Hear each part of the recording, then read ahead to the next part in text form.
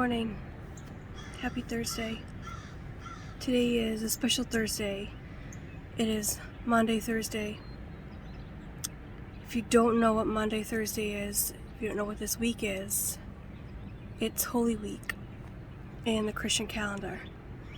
And Thursday is Maunday Thursday, tomorrow is Good Friday, and then Sunday is Easter Sunday. I want to read a passage to you that really struck me this morning. Now, this day has always kind of hit me a little bit hard, and I guess I just wanted to share with you guys. So, Conversations with God, Part 2, Maunday Thursday version. I'm going to read to you from the book of Luke, chapter 22, from verse 39. Join me. It says, Jesus went out as usual to the Mount of Olives, and his disciples followed him. On reaching the place, he said to them, "Pray that you will not fall into temptation." He withdrew about a stone's throw behind them, or beyond them, knelt down and prayed, "Father, if you are willing, take this cup from me. Yet not my will, but yours be done." An angel from heaven appeared to him and strengthened him. Being in anguish, he prayed more earnestly, and his sweat was like the drops of blood falling to the ground. When he rose from prayer and went back to the disciples, he found them asleep, exhausted from sorrow. "Why are you sleeping?" he asked them. "Get up and pray so that you will not fall into temptation." When I read this verse this morning, it really hit me, because I had always struggled with this verse, and I always struggled with, why did the disciples fall asleep? Well, they were tired. They weren't just physically tired, though. They were spiritually tired. They had gone through this ministry with Jesus for the past 3 years, however long, since they were called. And they weren't just physically tired. They were spiritually tired. They were emotionally tired. They were exhausted. And so I always knew that. I learned that when I was a young adult during a Bible study or during a Maunday Thursday service. But something else struck me today while I was reading this, and it's that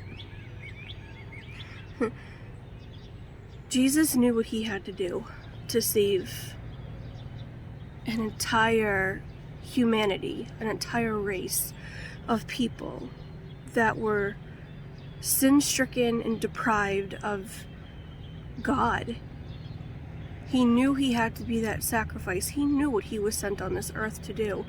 He was still in anguish, and he still prayed, "Lord, if it is your will, take my cup."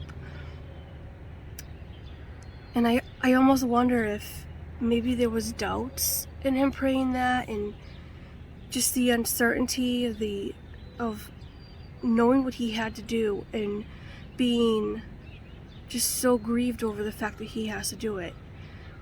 And the part that struck me was, before he went and prayed, he told the disciples to pray that they wouldn't fall into temptation. And yet they fell asleep. I don't know about you guys, but I take my sins pretty hard. I beat myself up over my sins. And God's been speaking something to me a lot lately, and it's, sin is inevitable. We all fall short of the glory of God, right?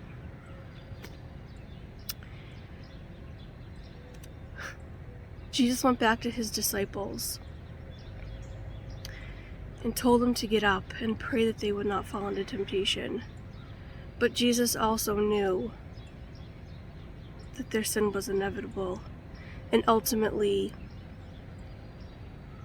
for me, it was like saying it's the final push for him to go to the cross for us. That was his confirmation. That was God saying, "I can't take this cup from you, and this is why. This is how important you are. This is how needed this cross is that you have to bear." and Jesus pushes through. And it just hit me. You know what I always say, if you are struggling through anything, I give you the same advice I give myself: pray through it, pray it out. I'm here for you. I love you. You are a blessing to me. I pray that this passage blessed you today. Short and simple, that's really it. The sunset behind me. I wanted to hold the camera out.